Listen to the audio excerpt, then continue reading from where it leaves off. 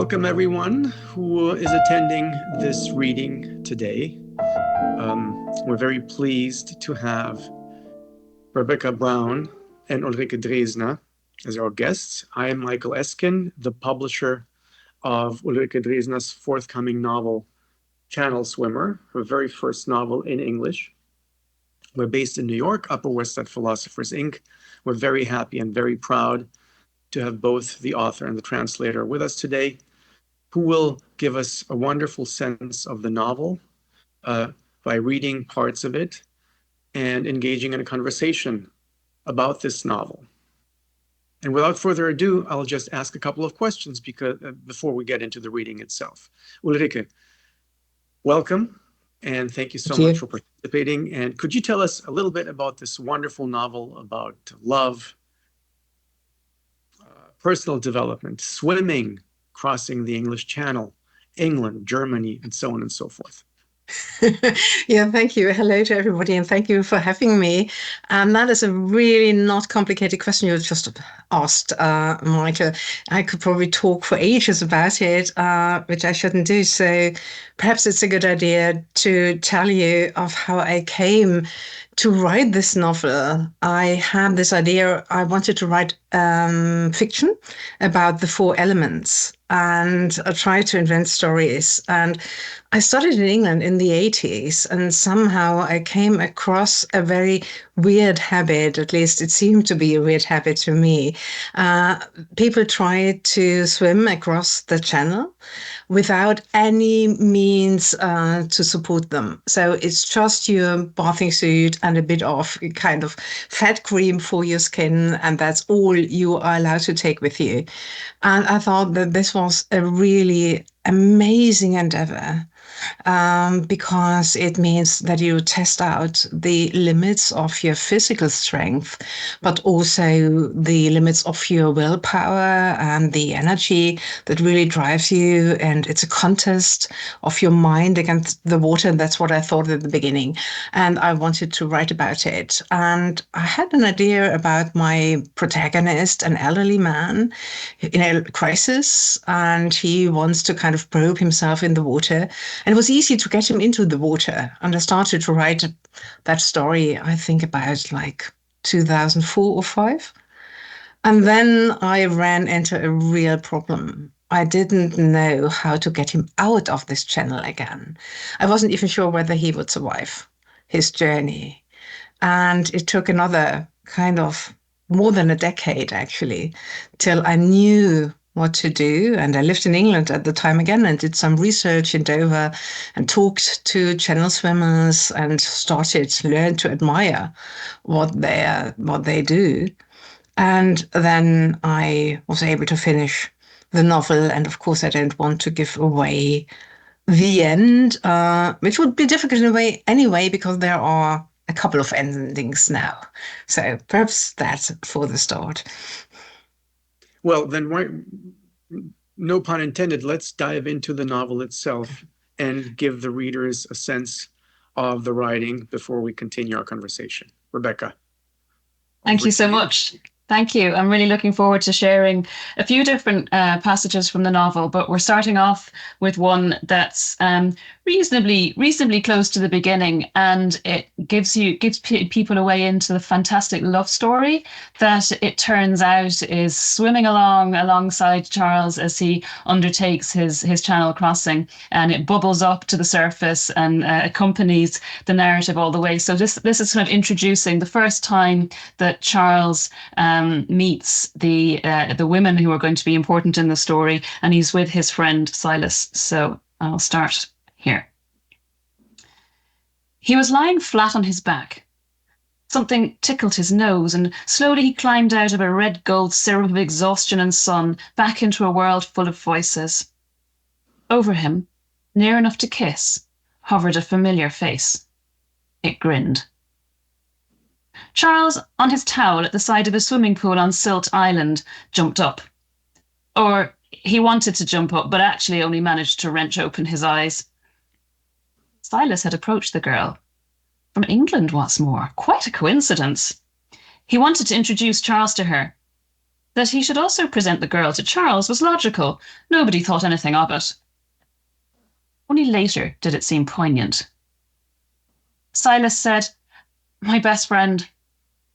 The girl said, "And that's Abigail, my sister." Charles, either still half in his dreams or plunged back into them, turned his head. Yes, there really was another person there between the water and dry land. Blonde, freckles on her nose, curious. At least that was the pose she struck. "See you at the ice cream parlour," said Silas, and straightened up. So did the girls. Charles blinked, taking in the entire length of the first English girl's legs, right up to her bikini bottom. It was blue, a stretch of bare belly, a red spaghetti strap top, medium-sized chest. Abigail said, "Seems pretty lazy, your friend." If it were true that everything is decided in the first 3 seconds, then it was all over already. A tempting thought. All the same, one thing was true. He had to thank Silas for Maud. Silas and, strictly speaking, Abigail. She had spotted the English lads at the pool days earlier, had convinced Maud to hang about on the bench by the diving tower. Until Silas finally did the decent thing. Equals what Abby wanted. The boys should come over to the girls. She admitted as much after a few days. The men daring and self-assured, the ladies meekly waiting to be courted. Those old roles. And this in 1976? Exactly, said Abby. England had its music, and Glastonbury, and its weed, and Portobello Road. It was fine if a few traditions were left untouched. Abby was a chemist, a trainee teacher. She liked how all the elements were ordered, the laws of nature immutable. Otherwise, she was like her younger sister. That's what everyone said.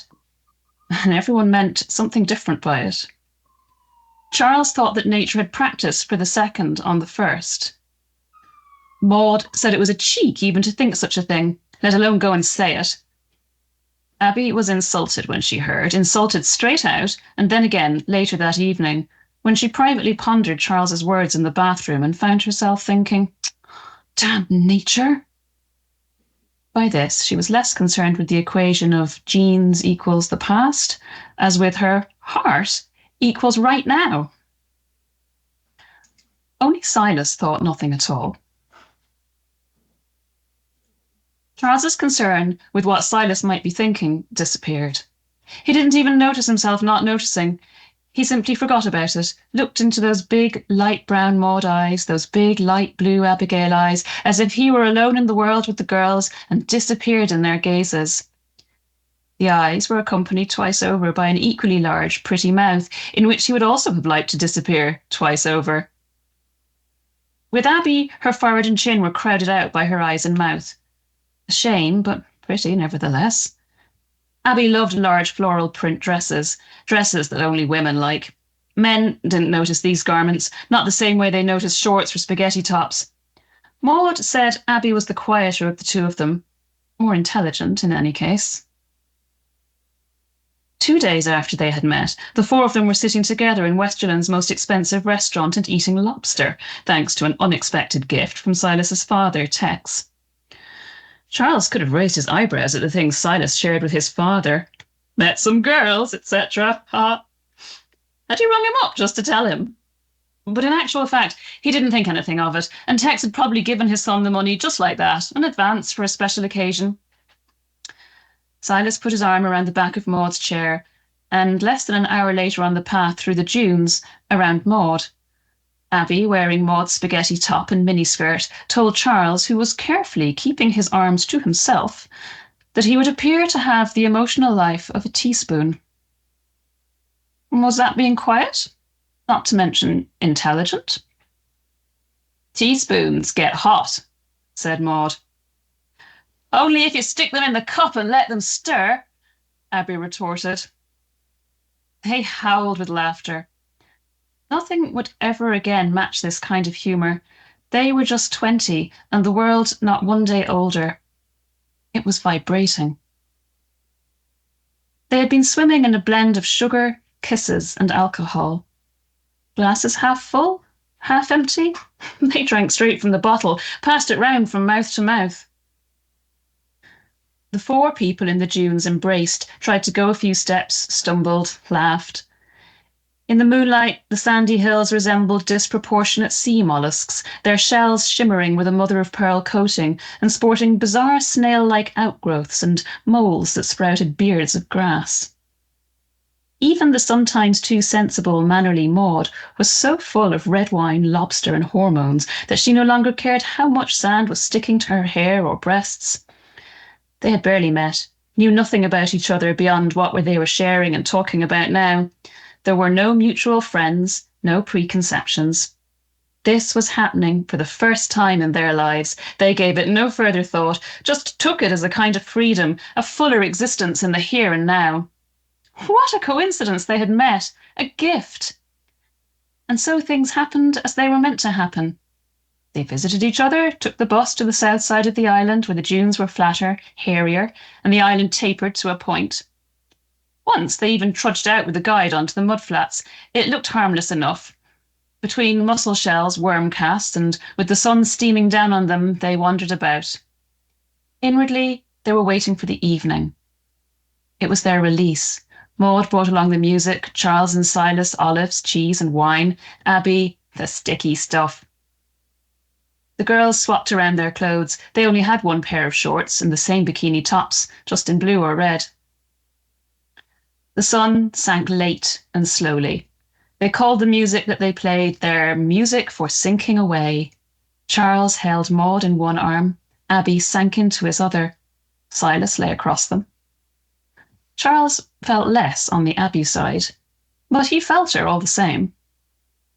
Because it wasn't true about the first 3 seconds, because that was always a story cut short. What a beautiful read, and thank you so much, Rebecca. For a novel to be translated, it really only starts living, especially in the target language, owing to the genius and the skill of the translator. And especially, I think what readers did get from your read is that it's not only translated into English, British English, but there's also an Irish twang to it. So there's local color, there's a regionalism to it that adds a certain lightness, levity, call it humor to it, that doesn't simply exist, at least to my ears, in straightforward British English, which is much more, pardon me for saying this, let's call it staid or stodgy compared to Irish. At least that's how I hear it when I hear it. And the interesting thing to me was, as I reread the novel multiple times, is you can feel it. It's anchored in the region the translator is from. Can you speak to that a little bit, Rebecca? How it was for you to translate someone like Ulrike Draesner, who is obviously a consummate stylist in her native German and renowned as such, who also has been celebrated as such, to translate her into this regional and yet universal English. How did you square the two? How did you deal with that? How did you turn it into this lively and really absolutely palpable story where the personages and characters come alive? Yeah, thank you so much for those observations and that question, Michael. I guess I suppose, first of all, I want to say that when I first read the book, I was actually in Germany, in Ulrike's flat, as it turns out. And I read it pretty much in one night. And I was so gripped by it. And I just loved the central character, Charles, who for me was a very English central character. And I totally identified in some weird kind of way with this grumpy older man who's kind of at a point in his life where he's just, he says stuff as he thinks it. He's frustrated with life. He's working things through. But through him, these other characters are brought to life, and you start to learn about the different stages in his life. That reading I gave was obviously he's reminiscing back into his younger years. And it became apparent that I was going to have to think about how to translate the German rendition of all of these characters' dialogue into English. and they were, of course, in the German original, you have to expect that they're mostly pretty much always speaking English to each other, but I had it in German. So I then had to think about, well, what kind of English would they use? And the characters have a variety of different backgrounds, and it's one of the really interesting kind of sub themes of the book is this kind of movement across Europe and the way that the UK is linked into mainland Europe. And then there is an Irish dimension, which comes up in Brendan, the ship's pilot, who is, the book is quite explicit at one point, does reference Brendan, the Irish monk who set sail across the sea. And as soon as I encountered Brendan, I was like, well, Brendan is clearly Irish. But there was nothing in the German to give me any, in terms of how Brendan talks, there's nothing there. But it did set me reflecting on, so how am I going to make all of these characters talk? And, the girls are going to be pretty English. Charles is kind of English, but turns out he's got this kind of broader Central European background going on in his family. So I guess it was one of the fun things to do as I went through the revisions, is that first of all, when you're translating, you're just trying to get the basic thrust of what's going on, and get the text first sort of kind of anchored as much as you can into the kind of English that feels right for it.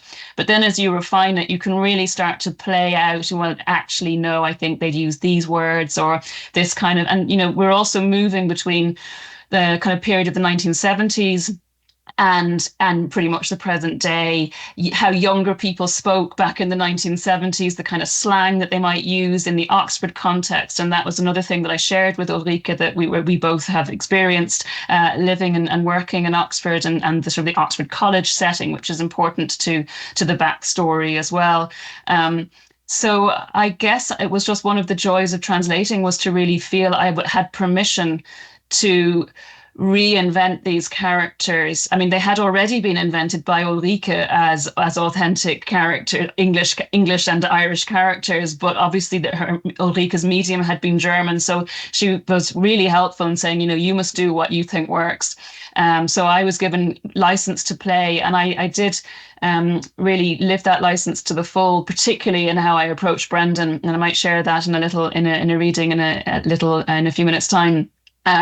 Where I kind of took that to the limits of plausibility, really, in making him quite Irish, even though he has it's also clear from the narrative he's been living in England for a long time. So, but I really had a lot of fun playing with that, and I hope it's something that gives the whole story a particular edge for readers. Why don't you give us a little bit of Brendan before we continue our conversation? Sure. Nicely.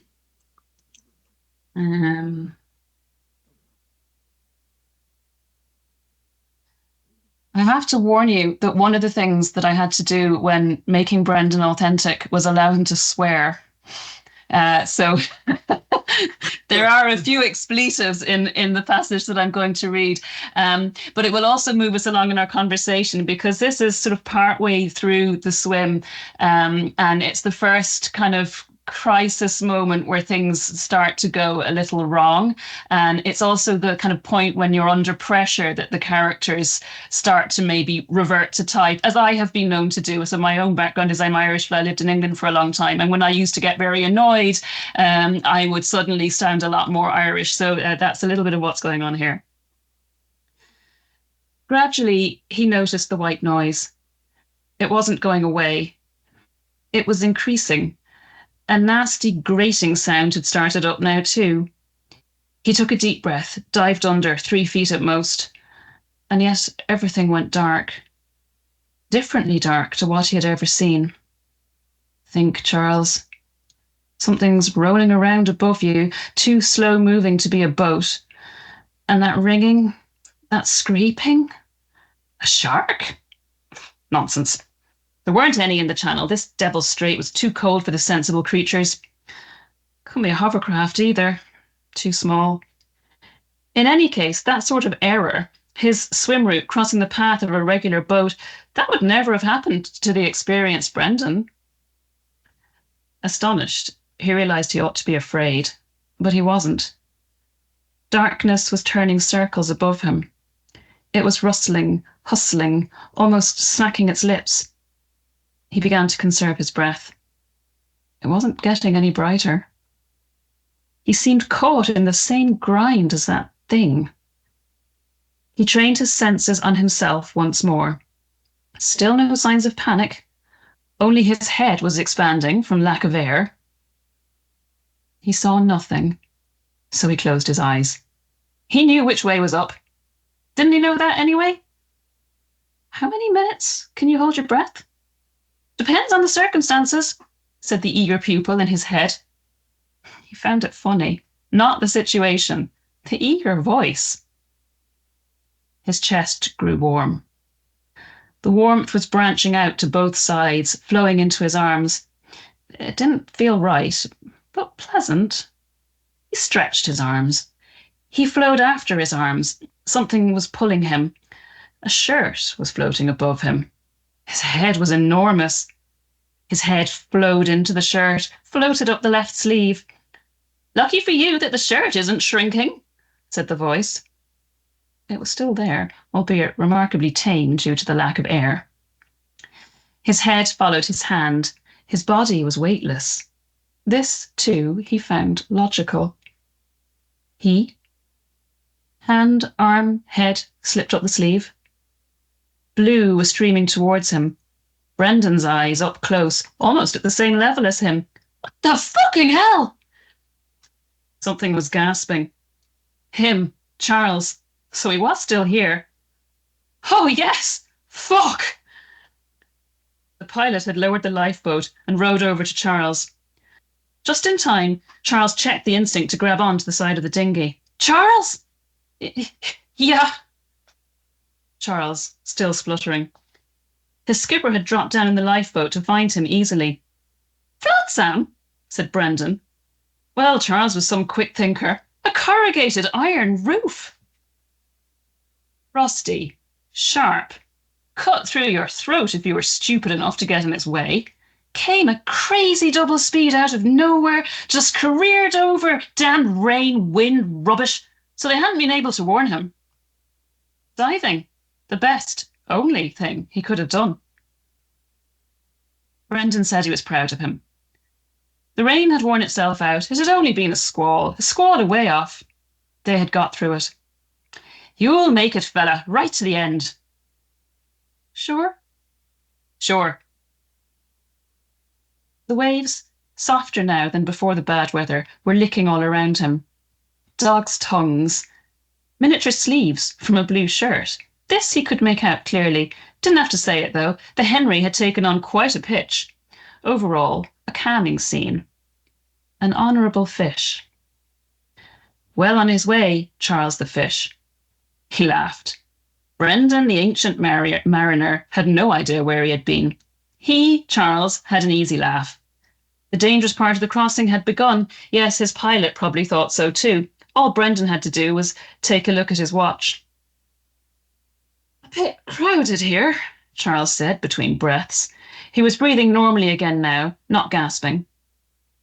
His partner for life was rowing along beside him. The Henry accompanied them. No more time to lose. Charles, how he was swimming again. A pity that his ferrying fellow didn't get the crowded joke. Thank you so much. Again, it's not only a reading, it's a performance. So that's an additional art that is being deployed here. And you're an expert at it. So when you do live readings, I think it will go over really well. Ulrike, may I ask you, how is it for you? For me, it's the first time that somebody has read the novel back to me. And, with every read, I started, I began appreciating the genius of the novel more and more. I liked it very much in German. That's why we acquired it. I liked it even more in German when I read it the second time. I liked it differently when it finally appeared in English on the page, which it is almost meant to be because they're all British characters. And so now hearing it live and read and spoken, because it's so heavy on dialogue as well. So it's a very descriptive book, of which you're a master, both in nature writing and the psychological description, but it's also very, very heavy on dialogue between the characters. And it all comes out in these interfaces of ekphrases of natural phenomena coupled with these inner visions of the characters themselves, be it Brandon when you switch to personal narration, or authorially speaking Charles, depending on how you describe it, as free and direct discourse, etc. So how is it for you to hear yourself speak back at you and to you in English? It's so amazing. It's the first time I heard Rebecca and I read it out aloud. And I'm really happy. And thank you so, so much, Rebecca, for the work you've done and how you've done it. I was always sure you were the one who could do it because you have such a wonderful ear for the melody and the humor and the language twisting, which is in the German as well. And when you talked about, how you went about the translation, I just felt that this is so right, especially for this novel. I think that in general, translation, I'm a translator myself, and translation always needs to be a transformation of the so-called original, because languages are different and people are different and cultures are different. And you need to recreate a work of art in its own right in the other language. So that is why you need to transform, you need to invent. And so I would always be happy to encourage everybody who engages in a project of translating a literary work to feel free to invent and make new choices. And I felt, especially for the Tanslator, that this is the only way really to deal with it, because right from the beginning, this entire project has always been about translation and transitions. I felt as a writer that my main kind of task, or the one thing I could possibly achieve, was to translate a very physical experience of a 24-hour swim in very cold water through rain and sun in daylight and at night, to translate that into language, and a form of language which would allow readers to kind of co-experience without being forced into the cold water themselves what Charles is going through. And then I did my research, and that happened to be in English. So what I did was a kind of similar process. So I translated a mute body experience and English language into a kind of texture, a carpet of voices and experiences, which happen to be in German, with all these kind of English phrases in between. And then it is a novel of many voices, always been that. And you now taking it into English. I'm so glad you didn't decide, to kind of create a homogeneous surface, because this isn't what the German is all about. So you need to reinvent different Irish, English, European tinged voices. And you've done that so wonderfully. So I'm really happy, and I could listen to you much more, and I hope you're going to read more. Well, yeah, we'll hear more. Just to add to this, because most people will obviously either read it in the original or only in English. Probably only the editor or the publisher will have read both. And the translator happens to have read and both. The translator, obviously, and the author. Yes. But I simply want to emphasize that for all the inventiveness, and as you said, Ulrike, there is only one way to make a text come alive in a different language from its original, is by being inventive, because there's no complete homology and overlap. At the same time, it is amazingly faithful to the original. So I want to emphasize this. So what you heard just now, and especially these very intricate passages that use technical terms that are descriptive of the minutiae of diving and coming up for air, and all of the language involved in describing a boat, just the accoutrements of a boat. Most people don't know any of this in their original language to begin with, unless they are boating people and or conversant with one or the other domain in their daily lives. So it's very, very faithful, and it's true rarity that you have absolute fidelity coupled with a very natural inventiveness in the target language. And I think this is what comes across to my ears now, listening to it read out loud, how successfully it has been accomplished. I also wanted to just seg into a different part of our conversation. And I think the prompt was part of that passage. It's a bit crowded here. And I'll explain in a second what I mean by this, but picking up on what you just said, Ulrike, it's 24 hours in the life of a man. So we already have a typical microcosmic something happening.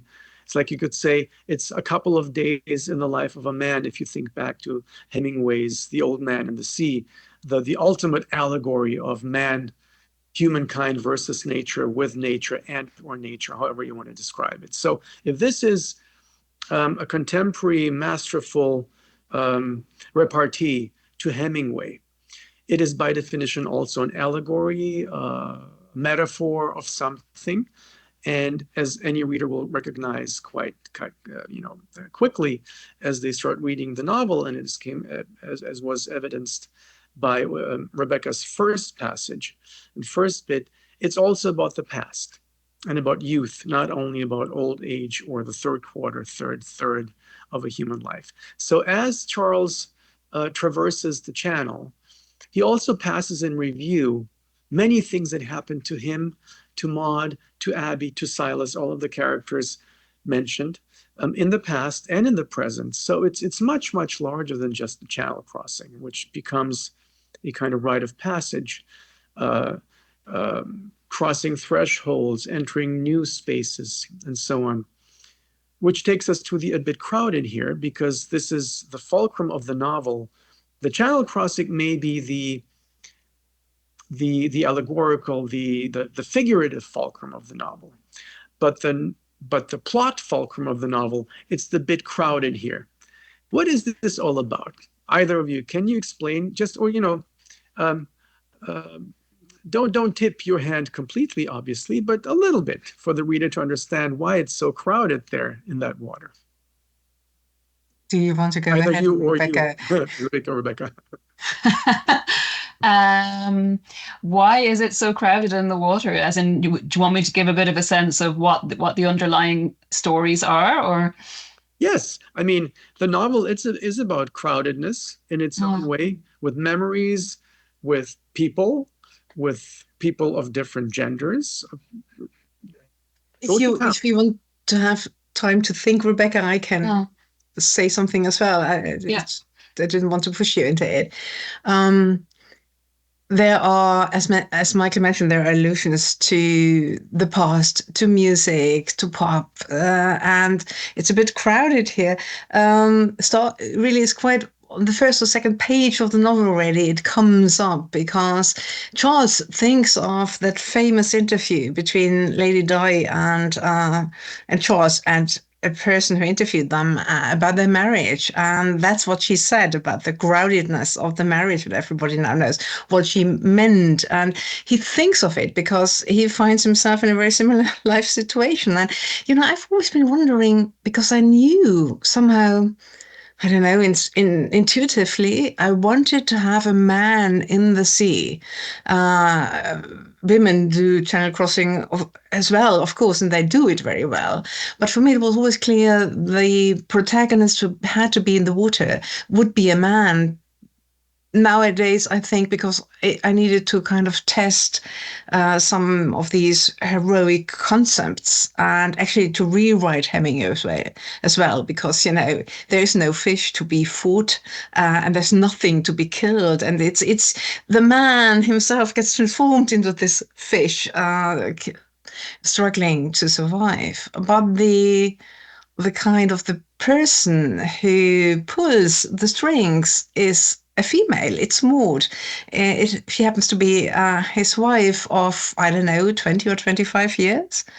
And she has come up with quite a challenge of a different kind for him, by a modest proposal, which might lead to a certain crowdedness of the marriage involving a third person named Silas, who both of them know very well.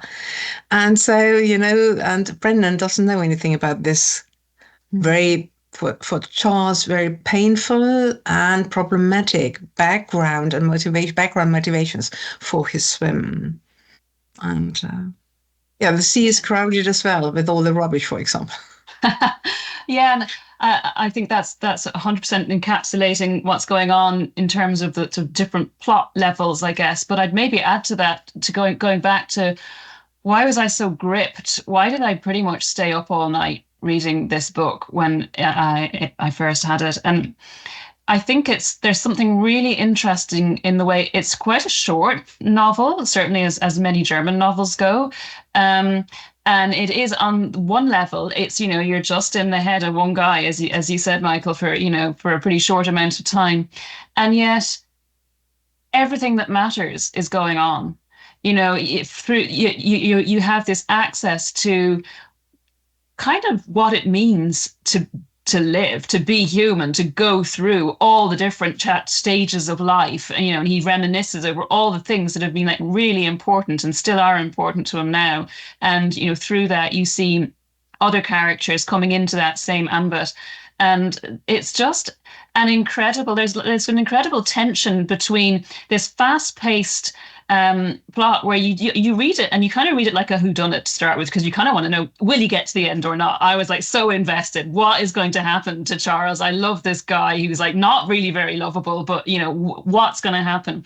And but so much is on the line as you read. You find out more, and you want to know what's going to happen in the love story. So for me, I think this novel just amazingly encapsulates how life can just suck you up and you can get so invested in things. And it can kind of go at a really fast pace and at a really slow pace, because that's the other thing, is that you feel almost every slogging stroke as Charles is swimming. And, so time kind of both goes quite pacily in terms of a reading experience. But it's also going really, really slowly, and it's like the time is stretched. And the nature descriptions are stretched, and your gaze is held on things that you'd never ordinarily see. And I've rarely encountered that in a work of fiction, the way it achieves that kind of double time kind of thing going on. So that was what really caught me as a reader first time round and made me want to translate it. Charles, if I remember correctly, in terms of his professional designation, is a paleontologist or anthropologist or paleontologist. Well, he's a biologist, so he deals with cells and research into, the functioning of the human cell. Especially old organisms, correct? He's only interested. He goes to Oxford to the museum. That is why you think that. Because he works in Oxford. Yeah. And everything just melds in terms of his professional life. He goes to his lab, to his office when he's in Oxford. I was wondering whether, the smaller the organism you study, the more you have to go back chronologically, if you will, or etiologically, or anthropologically, into the past of each individual ontogenetic development of an organism.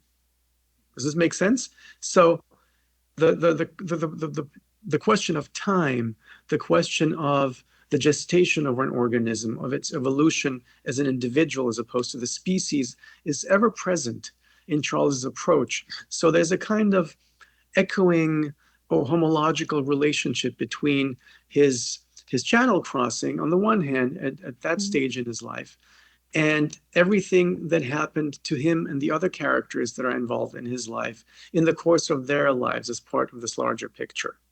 So could you maybe speak a little bit, and listening to you, I couldn't help thinking of it, a little bit about the larger dimension of this novel as a work of art on the one hand, and we must never forget whatever novels are, they're primarily works of art, and then they're everything else, and whatever message, quote unquote, they may or may not have. But this work is not only a work of art, because it talks about nature. It talks about the destruction of nature, the debris swimming and floating in the channel. It talks about the dangers of nature. And of course, the confluence it might seem like a gimmick only, but of course, anything and everything in a novel that might seem like a gimmick is always more than a gimmick in the hands of a serious author. So even the a bit crowded bit, it's funny, but at the same time, it's serious in the sense that it brings in Charles, the two Charleses, Charles the protagonist and Charles the present King of England, and his then wife, Diana, in whose name dying is already implied in the very name Diana. So all of this factors into your novel, is my reading anyway.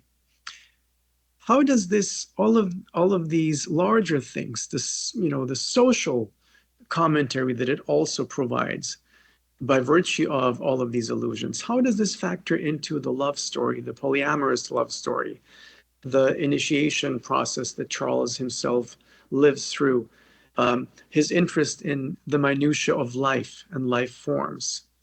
And that means also the history of life and life forms. How does all of this play out in the actual story or play into it? Yeah, in many ways, I suppose.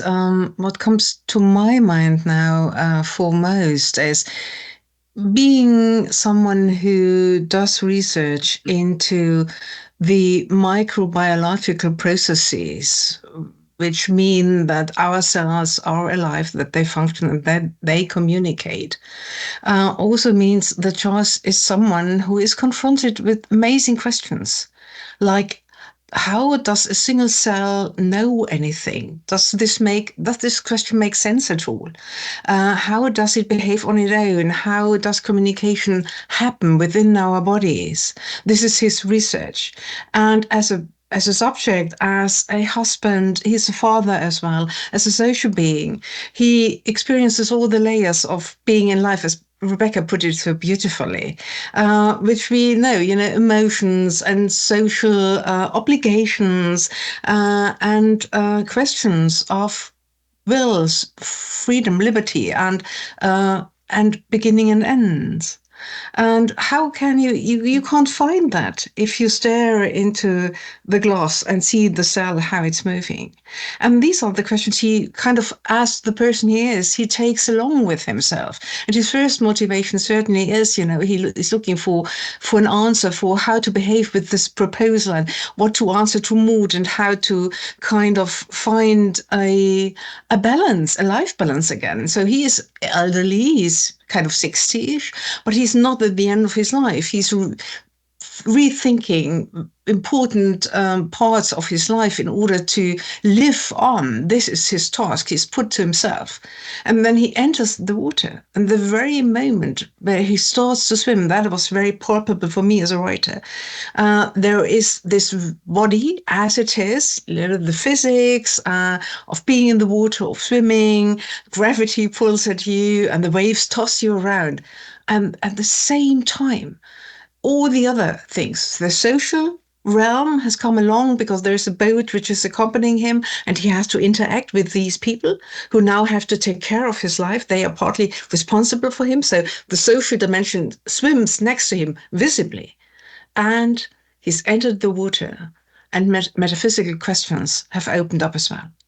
Because just imagine, there you are, you've been swimming for, let's say, 20 hours. You hardly feel parts of your body you can't feel anymore. And you are in that kind of, that monotonous mechanism almost of moving your arms and legs in order not to drown. And then you start to realize beneath me, there are hundreds of meters of water and darkness. Above me, there are thousands of meters of darkness and there is a sky. What am I doing here? And who am I? And what I'm doing here in the water. And so it even only the kind of natural setting kind of re-evokes situations of birth and death, or the images which we use in our culture. So it's only kind of natural for Charles as well to sense it, or for you as a reader to sense it. And in the end, it's quite a suspenseful enterprise. I mean, if you do that, all the channel swimmers to whom I talked always said to me, they were obsessed by that. They were waiting for their swim. And there was one question which was really important for them. Will I make it to the end? Will I reach France? And everybody knows that there is it's a dangerous enterprise. People die trying to cross the channel that way. So there is a background question: will I make it at all?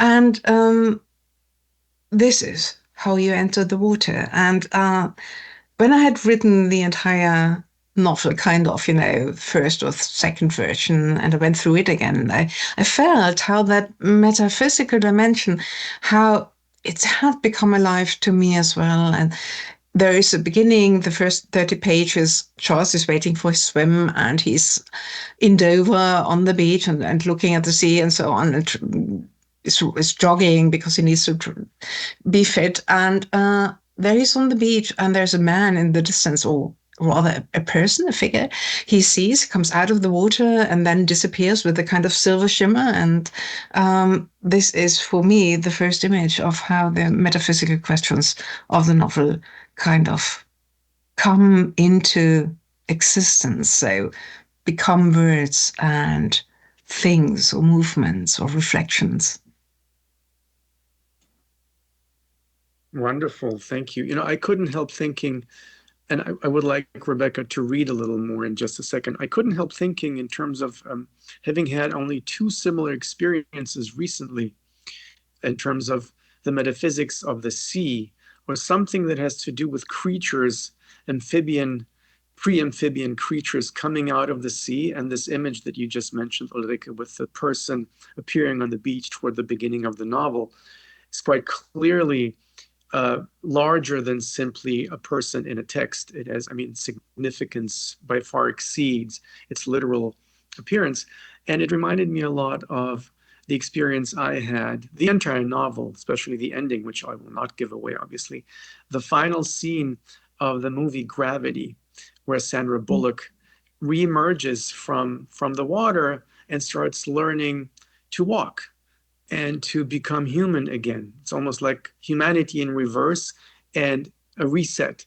And so there's a very cinematic reset quality to the novel. So as I read it, I saw it as a film already the whole time. We've been wondering who would play Charles as a young man, who would play Charles as the elderly Charles and such. And the social aspect, indeed, there's a class aspect too. Right, there's Oxford, there's Britain, there are the different dialects, the different languages. There's also the continental versus the British. And when you said, will I reach France? Looking for chercher la femme as opposed to chercher la France. So there's exactly. So many aspects. It's such a rich novel, and it's short, barely 200 pages, depending on the typeface, obviously. But so it's a short novel. And it's amazing what you packed into this little text. Rebecca, would you read a little more now that we've talked so much? Sure, very happy to. And kind of picking up on lots of what we've been talking about, I think I've chosen a passage from kind of towards the end, but it doesn't give anything away, but it does show how everything is kind of feeding into everything else. What might Abby look like today? Maud, aged 62, was much more like her mother than Maud, aged 20. Perhaps the sisters too would have grown more alike. Maud, he considered, wasn't just pining for youth, wasn't just suffering the final throes of the menopause and its attendant vulnerabilities, or in the grip of a romantic dream. She wouldn't have needed Silas for any of that. Maud was pining for Abby. She didn't want Charles to leave forever. He was supposed to know, accept, and stay. She had been aiming to start a different kind of family, a family of 2 men and a Maud. For a Maud that then could be both, Abby and Maud. This, he now realised, had been the offer right from the start, the thing he had run away from. Charles the teaspoon. What did Maud wish for, even though she might not fully grasp it? What did she see without seeing through it? Where was she climbing to in her dreams? The sea's cauldrons were echoing. He still figured in Maud's dreams, this he was sure of, climbed up and down ladders with her. A bit crowded, our marriage. Diana, Princess of Wales, had said of her Charles and his Camilla as she blinked with British understatement into the camera. Like the royals, they too had been a bit crowded right from the start, but in a wonderful variation. For them, 3 counted as downsizing. Floating shards, spontaneous explosions, final sparks. The last hour of the evening turned out to be a kind of destruction that left everything intact. What a drama queen this hour was, particularly at sea. Not happy until the central star had set in one of those all-round radiant displays that made it look like an orange-red spiky hedgehog. Yeah, you couldn't help but want to lament the beauty of it all. Another day over. Charles was simply light-hearted. The 18th hour, and he was swimming. The longest attempted swim of his life, the most awful, and the most lamentably beautiful. Donkey fuzz grey mats were besieging the horizon. The channel reflected a rust red on all its humps and lumps. Darkness already reigned in the hollows between. You could not call them troughs. The water was swirling, oily, flat. Unperturbed, the Henry, eager, trusty pounding engine that it was, cast its light straight ahead. Wherever the electric beam hit the water, depth was extinguished. Only the surface remained. The waves next to Charles, by contrast, were breathing. He counted his strokes, spoke to Maud. Orange stingrays of light were crossing the skies. Arms of darkness encircled one another at sea, each searching the other out. On the last feed, he had replenished the Vaseline in his ears. It was like a plug. If Charles heard anything, it was the wind, the water, the pulsing inside him, his own heart. The beating root that had started to pump when he was still a tadpole, no brain, no spine, just a pile of reproductive cells. At the age of 10, Charles had gone through a spell of setting his alarm for 5 in the morning. The dead of night, an hour when even nocturnal hunters take a nap. As a student, he had got up at this time to study. He called it the hollow. Something came to rest, stretched out, softened. He was expecting this sensation to become more marked on water than on land as the night progressed, but unfortunately, he no longer knew for sure what progress was. Black water, hollows between the waves, thick and dark like oil. Yet overall, the channel refused to grow properly dark. The English and French coasts, so near, threw lights to one another over the wedge of water. The ships crossing in all directions lit up all directions. The sky shone a dirty yellow. He swam. And swam. From feed to feed. Midnight came. He took 10 seconds extra. Chocolate. Tea. He swam. At irregular intervals, the whole surface of the sea rippled right across, as if fanned by a powerful bellows, the gentle sigh of a peaceful sleeper. Nothing as small as an animal or a human. The channel itself was the putative sleeper, troubled by the horrendous traffic that barely ever abated, not even at night. Charles listened to it all, his arms now tracing the swimming motion as if it were the most natural thing in the world, like breathing in your sleep. Between the waves bobbed his eyes, his self. Beautiful. Thank you so much, Rebecca. I think we've given the future readers and the audience a very good sense of this beautiful, beautiful book that is coming out on April 29th. And we hope that it finds many, many readers, reviewers, acolytes, be they sea swimmers or simply lovers of England, Ireland, Oxford, King Charles and his family, English royalty. Thank you, Ulrike, for writing the book.